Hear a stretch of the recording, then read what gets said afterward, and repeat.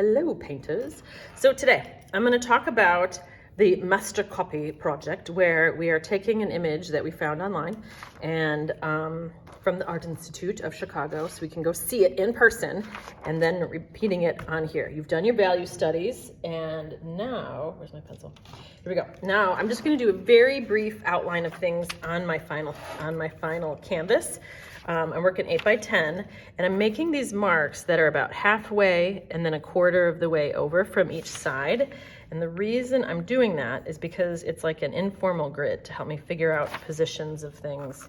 And this is all going to be covered by the acrylics because it's fabulously opaque. So the longer ones are halfway and these are a quarter. And I've done the same thing on my original piece so that now I can say, all right, it looks like this bottom piece comes just above this quarter mark. So there's about this edge, doesn't have to be perfect. And then, let's see, helps if I'm on the screen though, doesn't it? And then, okay, so then these trees are here. Looks like this one is right about halfway and this one's a little to the right. So halfway, I need to draw, I should have made this smaller, huh? Halfway, I need to draw this little guy, and he comes up to about halfway. So he's here, and he comes in there, and then this guy's real tall. He's just to the right and past this one. So sometimes I do little dots and dashes so I know where things go and where they end up. And then this mountain starts right about here, comes to just below here. So this is somewhere in there, like so. And normally I do my sketching pretty light. Here I'm doing it kind of dark because I'm going to do an underpainting. The cool thing about a master copy with an impressionist work is that they make many layers. So I don't have to worry so much about being exact. I just have to get like general placement down. And then let's see, where's this one? This one's here and this one's here. So now I get this all placed on the page, and I'm not going to worry about the clouds because I'm going to come back with those. So these are a little bit darker, so I know where things go. And now I'm going to do an underpainting, but I want to think about my colors as like a family of colors. I want them all to relate. So what I've done here, I'm using the Liquitex heavy body paints. They work really nice, these acrylics. And I'm using a warm and a cool of each primary. So I have my white, not using black. I'm going to use cadmium red medium for my warm red. And you can see how it kind of tends towards an orange. Alizarin crimson tends more towards a purple, so it's a cool red. I have my phthalo blue, my ultramarine blue. So, and actually, it looks a little bit opposite. This is going to lean more toward green, so this is going to end up being my warmer blue. This is yellow ochre, which is going to lean more toward yellow, and cadmium yellow, which is going to lean more cooler. So these I feel like are the most obvious, but it helps to have a little bit in each one so I can mix as accurate colors as possible. Now, I'm going to do a base painting, and when I look at these paintings, there's a lot of blue in the edges in the background, and a lot of impressionist paintings, the blue tends to recede in space, so it works nice as an underpainting. Look at the painting you're copying, and we're learning from their colors and their brush strokes. So as I'm working with this, I want to say, okay, I'm going to go with kind of a blue, but I need to mix this blue. So I'm going to start with the phthalo blue, and I need to keep track of whenever I use a color, what I'm doing, because I want to be able to mix that color in all my other colors. I want to create what I call the family of colors because they're all related, right? Like your family. So this is pretty dark, right? But I'm going to use this blue. I feel like I'm going to add a little bit of both blues, which probably complicates things for me, but that's okay. So now I have this nice dark blue, but really I need to lighten it, right? And it's not this bright, that's really bright. Oftentimes as I'm comparing these colors, when I use the colors themselves, they're too bright.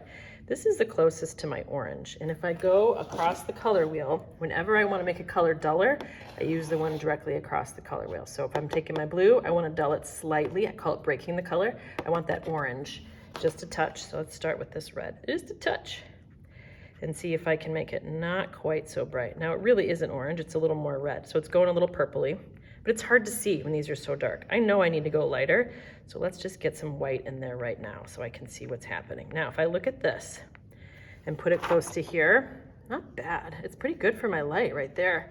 This looks like it needs almost a little bit more reddish to it. So let's put a little more of that red in there. And I think it needed to go a little darker actually, so I could see it. I went a little crazy with the white. All right, I want it to be darker for my underpainting, so I'm gonna put more of, ooh, I needed phthalo blue, didn't I? A little bit of both blues, right? So here's my dark. Now, I like this. This is gonna be nice for like these darker background colors. Good, good, good. Okay. However, I want it to be super watery for my underpainting because I want to see what I have. So let's just take some of that, a bunch of water, and I'm going to give it this underpainting, but I want to be able to kind of see what's there. Ooh, too much. Not going to see what's there with that. Oh, this is nice. I like it. Okay, I like this blue.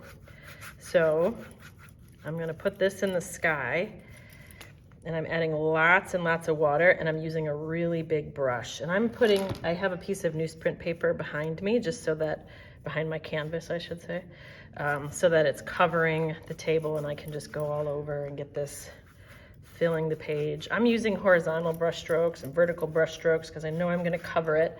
I will at the end kind of go over the whole thing horizontally because I feel like it has this calm feeling to it and I want to keep that in there.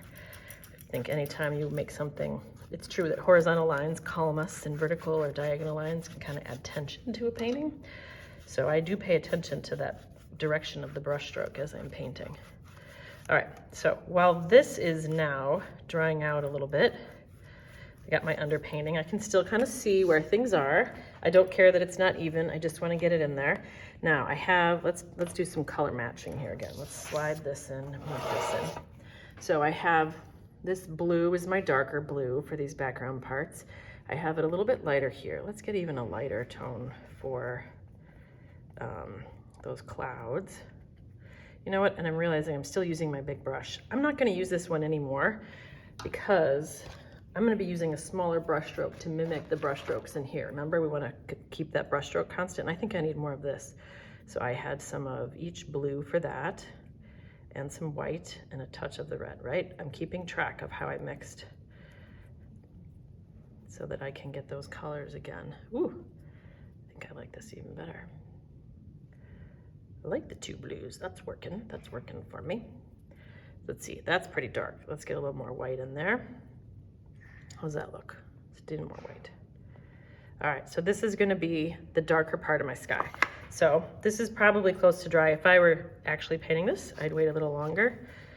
And I'm gonna put this in here. Looks like there's some dark. Now notice, as I do this, I'm showing my brush stroke because I'm looking at the brush stroke here, and I'm careful to kind of follow that same movement. I'm trying to learn from both the color and the brush stroke of the sky that I see. And I've noticed this is even a little more mottled than what I have.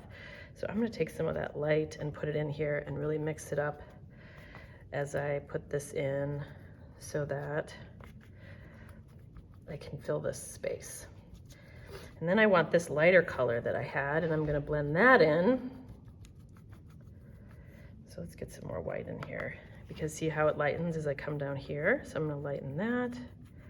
That might be too much light. Let's get a little more blue in there, but it doesn't matter. If I don't quite get it right, it's okay. I just go back over it.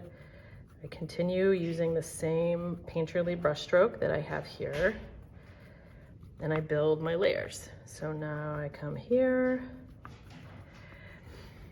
and I want some more white. It's getting even lighter as it comes down here, and I'm building these colors. And I'm building in the sky, and I don't know, maybe I might look at this and say, is this the brush I want? Is this giving me the brush stroke I want? Maybe I want a circular brush if it's not quite. You can always use a round if you need it. I'm using a flat for this part. If it doesn't look the same, switch your brush. I think this is okay. Now, as I do this, I'm also noticing a couple other things. I'm also noticing this blue is other places too, and I have to get those clouds in there. So, oh my gosh, I'm not even showing you very well, am I? Let me get this moved up. So, there we go. So, if I'm looking at here, I've got some blue. This is getting lighter. Let's get this even lighter in here around these trees. Blend that in. And it goes around the tree, so I need to bring it all the way down to the horizon line. So I bring this in here. I'm working pretty fast because I want you to be able to see it all, and I want to get through this part. You don't have to work quite this fast. Now for these clouds, look at, there's even pink in the clouds. I might take some of this light, add a tiny touch of that red, tiny touch, and bring that in there. So let's see, I need the white first, and there's a little bit of cloud here. This needs to be a different brush. That's not this brush. Here's my small round. I think I loaned someone my small round. All right, this round will be good. There we go. So let's get some of this color on there. There's a little dab here, a little dab here. And then let's see, this guy's further down here. And I want to do it now because then I can blend it in with the colors around it. And this guy is he's not quite as bright. There's one over here. I don't know why the clouds become guys, but they did. So there's that. And I'm working back to front on purpose because that is helping me to build these layers and add depth as I'm going. So here's this little bit of pinkish in there. It's pretty subtle, more so in here. A little bit, yeah, there's a lot of pink. Now notice something. The reason why I want these colors to relate, I'm not following these clouds exactly. They're inspired by the clouds and the placement in here because it is a master copy, but I'm not like trying to get the exact, did I get it? I'm playing, I'm having fun. Have fun, people, have fun. Now notice, this pink is here. That's why it's in both. And this blue is in here. So as I'm building this, I need to also include these same colors down here. So here's this lighter stuff. And really, that's gonna end up being a layer on top. I can indicate it now, but it's probably gonna come over it later. So I'm gonna get back to this dark blue. And I see this is in here in this mountain. I'm not so concerned that I didn't end up saving. I can't see all the details I made before. But notice I have my paper out. I have my, it's a master copy. The whole goal is to learn from this artist, right? So I need to have that out so I can see, all right, here, this tree has blue behind it. I need blue back there then. If I had my smaller round, I might use that. I think that would work better. And then here, there's blue here. And this darker blue is all behind these trees. So I'm gonna basically block in those trees with that.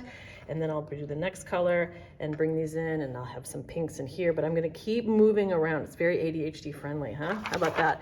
To be moving around and finding where these colors exist over and over in here. So I build up this color family and I play with the mark. Okay, hope that helps. Have fun.